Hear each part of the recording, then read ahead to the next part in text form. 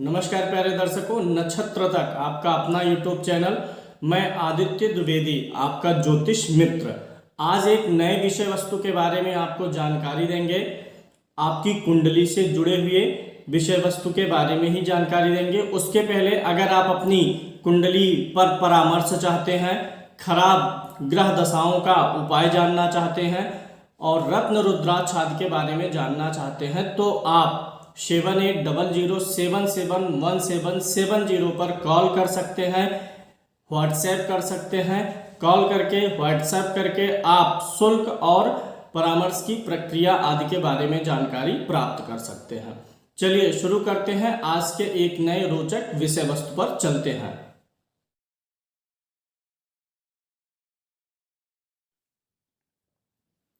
बहुत ही रोचक विषय आज हमने लिया है, ग्रहों के गोचर से संबंधित। आप सुनते होंगे कि शनि मेष राशि में गोचर कर रहा है, मकर राशि में गोचर कर रहा है, बृहस्पति कुंभ राशि पर है, राहु मेष राशि पर है, तुला राशि पर है।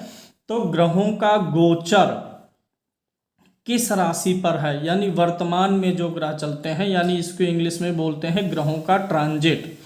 ग्रहों का ट्रांजिट अर्थात गोचर। अगर मान ली इस समय वर्तमान समय में शनि ग्रह मकर राशि पर गोचर कर रहा है और बृहस्पति कुंभ राशि पर गोचर कर रहे हैं, और आप जानना चाहते हैं कि शनि मकर राशि पर आपको अच्छा परिणाम देगा, बृहस्पति कुंभ पर अच्छा परिणाम देगा, सूर्य तुला राशि पर है तो आपके लिए अच्छा है कि नहीं उसका गोचर। यानी ग्रहों के गोचर से संबंधित आज एक बहुत ही महत्वपूर्ण और इंटरेस्टिंग सूत्र आपको बताएंगे। कैलकुलेशन बिल्कुल नहीं है, बिल्कुल घबराना नहीं है आपको। बहुत ही आसान तरीके से आप जान पाएंगे कि किस ग्रह का, यानी सूर्य से लेकर के केतु पर्यंत, सूर्य चंद्रमा मंगल बुध सभी ग्रहों का किन किन राशियों पर गोचर आपके लिए अच्छा होने वाला है, इसके बारे में आपको बताएंगे। और अक्सर लोग जानना चाहते हैं कि उनके लिए दिशाएं कौन सी अच्छी हैं, शुभ हैं, सबसे अच्छी दिशा कौन सी है, फिर उसके बाद सेकंड नंबर की दिशाएं कौन सी हैं, थर्ड नंबर की दिशा कौन सी है। इसी के बारे में आज का कार्यक्रम है और बहुत ही रोचक है। सबके पास लगभग एंड्रॉयड फ़ोन होता है या एप्पल का फ़ोन होगा, आईफोन होगा, तो उसी से ही मैं आपको बताऊंगा। और मेरा कार्यक्रम और मेरा उद्देश्य खासकर उन लोगों के लिए होता है जो ज्योतिष विषय के जानकार नहीं है, अर्थात ज्योतिषी नहीं है। इसलिए मैं प्रयास करता हूं कि मैं उनको शुरू से लेकर के अंत तक बताऊं। चलिए आपको मैं बता देता हूं, आपके मोबाइल में कोई ऐप होगा, अवश्य ही होगा, कुंडली का ऐप। जनरली अभी हमारा ऐप तैयार नहीं है, इसलिए हम आपको बता देते हैं कि आप एस्ट्रोसैज नाम का ऐप डाउनलोड कर लीजिए। फिर उसके बाद उसे इंस्टॉल करके अपना नाम भर दीजिए, डेट ऑफ बर्थ, जन्म का समय और जन्म स्थान यहाँ पे भरने के बाद कुंडली खोल लीजिए। कैसे पूरी प्रक्रिया करनी है, कहाँ से पता चलेगा, वो मैं पॉइंट टू पॉइंट पूरा बताने का प्रयास करता हूँ। कुछ विद्वान ज्योतिषी इस बात से चिढ़ भी जाते हैं और कहते हैं आप बहुत बेसिक बताते हैं। वास्तव में मैं बेसिक से शुरू करके पूरा जो मैंने सब्जेक्ट चुनाव किया है मैं वहाँ तक लेकर के जाता हूँ। तो ये कुंडली जब खुलेगी तो इस ऐप में ऊपर जो 3 डॉट हैं यहाँ पे आप क्लिक करिए। यहाँ पर क्लिक करके यहाँ पे आपको मिलेगा डाउनलोड PDF का ऑप्शन, यहाँ पे क्लिक कर दीजिए और थोड़ी देर में आपकी कुंडली का PDF खुल के सामने आ जाएगा। तो इस PDF में आपको सबसे नीचे की तरफ जाना है। ये जो कुंडली मैंने खोली हुई है ये एक उदाहरण कुंडली समझ लीजिए इसे। इसी प्रकार से आपको अपनी कुंडली खोलना है। वास्तव में यह मेरी ही कुंडली है। यहाँ पर जब सबसे नीचे आप आ जाएंगे तो आपको लिखा मिलेगा अष्टक वर्ग तालिका और नीचे अष्टक वर्ग चार्ट। इसी की ज़रूरत है। ये अष्टक वर्ग क्या है, मैं ज्योतिषी नहीं हूँ, मैं ज्योतिष नहीं जानता हूँ, परेशान बिल्कुल मत होइए, पूरी बात समझ में आएगी। सिर्फ आप इसे देखते रहिए, कार्यक्रम को पूरा देखिए, अभी पूरा आपको समझ में आ जाएगा। इसे मैं थोड़ा सा जूम कर लेता हूँ ताकि आपको थोड़ा स्पष्ट दिख सके। मेहनत आपको थोड़ा देखने में करना पड़ सकता है, उसके लिए हम क्षमा प्रार्थी रहेंगे। चलिए अब शुरू करते हैं। सबसे पहले आपकी जो लग्न कुंडली होगी वो यहाँ पर खुल जाएगी। ग्रहों की स्थिति इसमें नहीं लिखी रहेगी। सिर्फ अगर आपकी कर्क लगन की कुंडली, ये कुंडली जो मैंने लिया है ये कर्क लगन की थी, तो देखिए यहाँ पे कर्क बना हुआ है 4 नंबर की गिनती। ऐसे अगर आपकी मेष लगन की कुंडली होगी तो यहाँ पे 1 नंबर लिखा होगा। तुला नंबर की अगर आपकी कुंडली होगी तो यहाँ 7, यानी आपके कुंडली का यहाँ पे नमूना दिख जाएगा, जिसमें जो राशि जहाँ पर लग्न कुंडली में है वही यहाँ पर दिखेगा। ये जो किनारे किनारे गिनतियाँ लिखी हुई हैं कम अंक वाली, ये आपके कुंडली में जो राशि जिस भाव में है उसी प्रकार से है। और आप देख रहे होंगे हर राशि के साथ, ये जैसे 4 नंबर है तो ये कर्क राशि है, कर्क राशि को 28 यहाँ पे लिखा गया है। इसको बोलते हैं अष्टक वर्ग। अष्टक वर्ग में क्या होता है, जो आपके अष्टक वर्ग हैं ये 7 ग्रहों से मिलके बनता है। सूर्य से लेकर के शनि तक, राहु केतु का योगदान नहीं होता है। सूर्य से लेकर के शनि तक, और आपकी जो एक लग्न होती है, जो लग्न कुंडली का लग्न है उसे शामिल करके 8 चीजें बनती हैं। तो सूर्य, चंद्रमा, मंगल, बुध, गुरु, शुक्र, शनि, और आपका जो लगन है वह हर कुंडली के हर भाव को कुछ बल प्रदान करता है, और जो बल वह प्रदान करता है उसी की गिनती यहाँ पर लिखी हुई है। जैसे यहाँ पे आप देखिए 31 लिखा हुआ है, 31 का मतलब है कि यह 31 किस भाव में लिखा है, 10वें भाव में लिखा है। और किस पे लिखा है, मेष राशि पर। इस कुंडली में 10वें भाव में मेष राशि है। तो इस कुंडली में 10वें भाव को और मेष राशि को मेरी लग्न कुंडली का लग्न और सूर्य से लेकर शनि तक 8, ये 7 ग्रह और लगन यानी 8 चीजें मिलकर के 10वें भाव को 31 बिंदु का बल दे रहे हैं। 31 का बल यहाँ पे मिल रहा है। 7वें भाव को 31 यूनिट समझ सकते हैं आप इसे। यहाँ पर 31 यूनिट है और यहाँ पे 28 है। सिर्फ मैं समझाने के लिए यूनिट बोल रहा हूँ ताकि सामान्य दर्शकों को भी समझ में आ जाए। इसको रेखाएं बोलते हैं, कहीं कहीं रेखाओं को शुभ मानते हैं, कहीं कहीं पर बिंदु को, लेकिन गिनती वही रहेगी चाहे रेखा मानिए या बिंदु। यहाँ पर जो गिनतियाँ लिखी गई हैं जिस भाव में, अर्थात उस भाव को उतना बल मिला हुआ है। आप अपनी कुंडली ऐसे खोल लेंगे, अष्टक वर्ग चार्ट खोल लेंगे। अब आपको यह देखना है कि इस कुंडली में किस राशि को सबसे अधिक रेखाएं प्राप्त हैं। मैं यहीं बगल में लिख के भी आपको समझा दूंगा। मैं पेन ले लेता हूं, थोड़ा मोटा पेन, ताकि आपको आसानी से समझ में आ जाए। देखिए यहाँ पर जो 4 नंबर की गिनती है यानी कर्क है, कर्क राशि को मेरी कुंडली में 28 शुभ बिंदु प्राप्त हैं और 28 एवरेज माना जाता। 28 से डाउन है तो यानी एवरेज, बिलो एवरेज है। 28 है तो एवरेज है, 28 से ऊपर है तो एवरेज से ऊपर हो गया। यानी जहाँ पर 30 है, 31 है, ये 32, 33, 35 है वो ज़्यादा अच्छा है। तो इस कुंडली में जहाँ पर 30 या उससे अधिक बिंदु पड़े हुए हैं उसको देख लीजिए। ये जो है 6 नंबर की गिनती पर 31 पड़ा है, 7 नंबर की गिनती पर 35 पड़ा है, और इसी के साथ कुंभ जो 11 नंबर है उस पर भी 35 पड़ा हुआ है। यहाँ मेष पर 31 है। जिसमें 30 से ऊपर है उन राशियों को नोट करिए। 6 नंबर पर है, 6 लिख लिया, और 7 नंबर पर मिला है 35, 10 नंबर पर यानी मकर राशि पर 31 और कुंभ राशि पर 35 मिला है, इसको नोट डाउन कर लीजिए। मेष राशि पर 31 मिला है। इन राशियों की जो दिशाएं होती हैं वे दिशाएं इस जातक के लिए ज़्यादा शुभकारी हैं। यानी जिन राशियों को अधिक बिंदु मिला हुआ है वे ज़्यादा शुभ होती हैं। यहाँ पे 6 मतलब दिशाओं का ज्ञान भी मैं आपको करा देता हूँ, बहुत ही आसान है। 12 राशियाँ हैं मेष से लेकर के मीन तक, इसलिए मेष जो होता है ये पहली राशि है। 1 नंबर की गिनती को मेष बोलते हैं, पहले नंबर की राशि है। मेष पूरब दिशा है। दिशाएं कैसी होती हैं ऐसे आप एक डायग्राम से समझ लीजिए। ये जो ऊपर की लाइन है ये पूरब है। पूरब के बाद कौन सी दिशा आती है? दक्षिण आती है। फिर उसके बाद क्या आता है? पश्चिम। फिर उसके बाद उत्तर। पूरब के बाद पश्चिम नहीं आता है। पूरब का तो पश्चिम अपोजिट है, इसलिए इन दोनों का नाम साथ में लिया जाता। जैसे पति और पत्नी, लड़का और लड़की, ऐसे पूरब के साथ पश्चिम और उत्तर के साथ दक्षिण जोड़ा जाता। लेकिन जब आप क्रम देखेंगे तो पहले पूरब है, फिर उसके बाद यहाँ पे दक्षिण पड़ेगा, फिर पश्चिम, फिर उत्तर। तो इसी पे आप सारी राशियों को फिट कर लीजिए। मेष राशि जो है यहाँ पर, वृष यहाँ पे, मिथुन, कर्क। मेष यहाँ पे पड़ा यानी मेष की दिशा पूरब है। वृष यहाँ पड़ा यानी वृष की दिशा दाएं हाथ पे है तो दक्षिण है। 3 नंबर यहाँ पड़ा यानी ये पश्चिम है। 4 नंबर यहाँ पड़ा उत्तर दिशा में। फिर 5 यहाँ पड़ेगा पूरब। फिर 6 यहाँ पड़ेगा दक्षिण। 7 पड़ेगा यहाँ पश्चिम। तो हर राशि की दिशा आप ऐसे जान सकते हैं, यानी पूरब, दक्षिण, पश्चिम, उत्तर।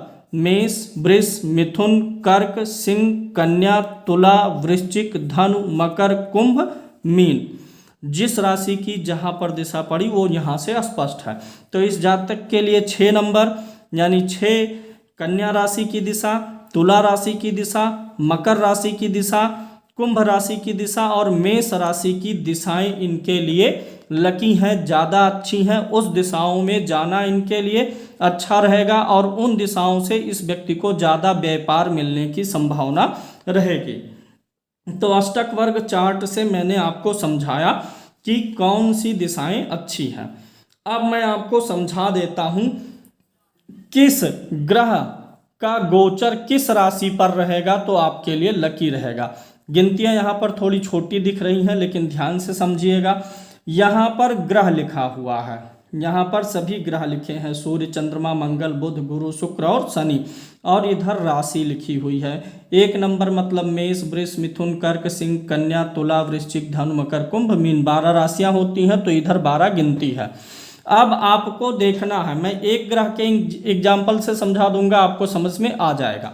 जैसे सूर्य ग्रह का गोचर है, सूर्य हर एक महीने पे राशि बदलता है, तो किस राशि पर जाएगा तो आपके लिए अच्छा है और किस राशि पर खराब है ये यहाँ से आपको पता चलेगा। गुरु का गोचर आपको गुरु वाले कॉलम से पता चलेगा। कैसे, अब इसको समझ लेते हैं। जैसे ये जिसकी कुंडली है उसको गुरु जो है, यहाँ पे राशि लिखा है मेष। गुरु जब मेष राशि में जाता है तो यहाँ सामने देखिए कौन सी गिनती लिखी है, 7। जब गुरु मेष राशि में जाता है तो उसे 7 ग्रहों का बल मिलता है, यानी 7 ग्रह मेष राशि में गुरु के गोचर को आपकी कुंडली में सपोर्ट करते हैं। यानी ये जिसकी कुंडली है, जब भी गुरु मेष राशि में जाएगा तो 7 ग्रह, 9 ग्रहों में से 7 ग्रह सपोर्ट कर रहे हैं तो बहुत अच्छा है। यानी यही जब गिनती के उस ग्रह के आगे की गिनती जब आप देखेंगे और ऊपर की राशि से टैली करेंगे, अगर वह 5 से अधिक है, कितना है, मोर देन 5 है या 5 है तो अच्छा है, और अगर लेस देन 5 है तो वह अच्छा नहीं माना जाता है।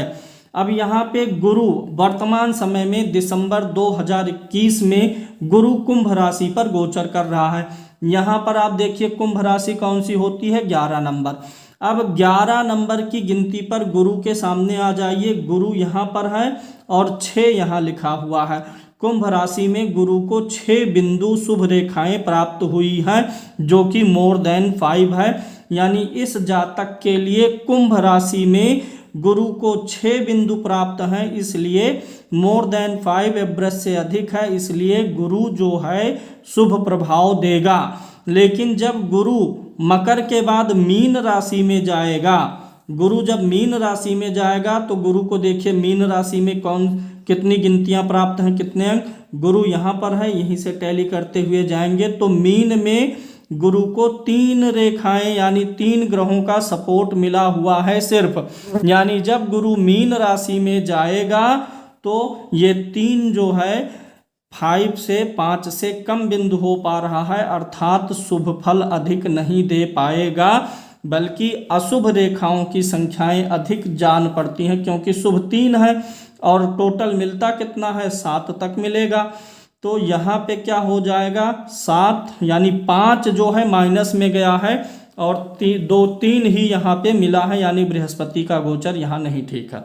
ऐसे में शनि के लिए समझाता हूँ। अभी शनि दिसंबर 2021 में किस राशि पर है? मकर राशि पर 10 नंबर की गिनती पर चल रहे हैं शनि। तो आप अपने इस अष्टक वर्ग चार्ट में शनि को यहाँ से देखिए, शनि को देखिए और इधर से 10 नंबर लीजिए, 10 नंबर मिलाते हुए आ जाइए शनि पर। शनि जो है मकर राशि में सिर्फ 3 पाया हुआ है, यानी ये भी 5 से कम है, बिलो एवरेज है। इसलिए शनि का गोचर मकर राशि में अच्छा नहीं दिखाई दे रहा। शनि अधिक शुभ परिणाम नहीं दे पाएगा। किसी दूसरे ग्रह के लिए टैली कर लेते हैं। जैसे सूर्य को देख लीजिए, सूर्य को सबसे अधिक कहाँ मिला है? धनु राशि में 6 नंबर की 6 अंक मिले हुए हैं। तो जब भी सूर्य धनु राशि में जाएगा तो 5 से ऊपर बिंदु शुभ बिंदु मिले हैं, यानी सूर्य इसमें अच्छा परिणाम करेगा। सूर्य जब मीन राशि में जाता है तो यहाँ मीन मतलब 12 नंबर की ये राशियां हैं ऊपर की, जो थोड़ा सा ब्लैक बैकग्राउंड के साथ में है। तो सूर्य को मीन राशि में सिर्फ 2 पॉइंट मिल रहे हैं, यानी सिर्फ जब सूर्य मीन राशि में जाता है तो इस जातक की कुंडली में सिर्फ 2 ग्रह मीन राशि में सूर्य के जाने से प्रसन्न हैं और शेष ग्रह प्रसन्न नहीं हैं। इसलिए ये सूर्य का वृष राशि का गोचर जातक के लिए बहुत उत्तम होने वाला नहीं है। एक और एग्जाम्पल ले लेते हैं। जैसे मंगल को आपकी कुंडली में देखना है कि वर्तमान समय में मंगल जिस राशि में गोचर कर रहा है क्या अच्छा प्रभाव देगा। मान लेते हैं कि मंगल का गोचर वृश्चिक राशि में है, तो वृश्चिक मतलब कौन सी गिनती होती है? 8। अब मंगल के सामने आ जाइए, इसी 8 गिनती के नीचे मंगल यहाँ पर है, मिलाएंगे 2 मिला हुआ है, यानी जब भी मंगल स्वागृही होगा 8 नंबर की गिनती पर तो सिर्फ 2 ग्रह इसके इस राशि के गोचर से खुश हो रहे हैं, यानी ये भी बिलो एवरेज है, 5 से नीचे है। इसलिए मंगल का वृश्चिक राशि में गोचर इस जातक के लिए बहुत अच्छा नहीं होगा। अच्छा कब होगा? जब वहाँ पर 5 हो, 6 हो, 7 बिंदु हो, अंक लिखा होगा तो अच्छा माना जाएगा। इसी प्रकार से अष्टक वर्ग तालिका से आप अपने ग्रहों का गोचर किन किन राशियों पर अच्छा है जान सकते हैं। अब एक चीज और हम आपको समझाएंगे इस अष्टक वर्ग चार्ट से। इस चार्ट को थोड़ा अभी और बड़ा किया जा सकता है, बड़ा करके समझा देते हैं। देखिए इस कुंडली में ये भाव लिखे हुए हैं, किस भाव में अधिक गिनतियां पड़ी हुई हैं। जैसे यहाँ पर अब मैंने बताया यहाँ पर एवरेज 28 होता है, 28 ठीक ठाक माना गया, 28 के नीचे डाउन है, 28 जो है एवरेज है, 28 के ऊपर गुड है। जहाँ 28 है या उसके ऊपर की गिनती लिखी हुई है, जब ग्रह गोचर करता हुआ उन भावों में आता है, लगन कुंडली के अनुसार राशि होती है एक और एक लगन, तो दोनों से मैच कराना चाहिए। यहाँ पे मैं लगन के अनुसार बता देता हूँ। देखिए अगर मान लीजिए शनि का गोचर आपके सप्तम भाव में, इस कुंडली में सप्तम भाव में कितनी रेखाएं मिली हैं? 31 पॉइंट्स मिले हुए हैं, तो यानी ये भाव बलवान है।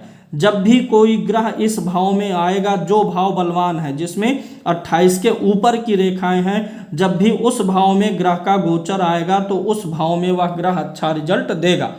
इस कुंडली में तीसरे भाव में 31 है, यानी जब भी कोई ग्रह गोचर करता हुआ लगन से तीसरे भाव में रहेगा तो अच्छा परिणाम देगा। लगन से चौथे भाव में 35 है, जब भी कोई ग्रह लग्न से गोचर करता हुआ चतुर्थ में आएगा, चतुर्थ भाव में इस जातक की कुंडली में तो अच्छा परिणाम देगा।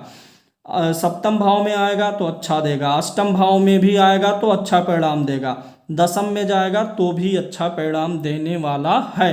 कुंडली में कितने घर होते हैं? 12, कुल मिलाकर के 12 हैं। अगर आप इसका 50% निकालेंगे तो कितने घर हो जाएंगे? 6।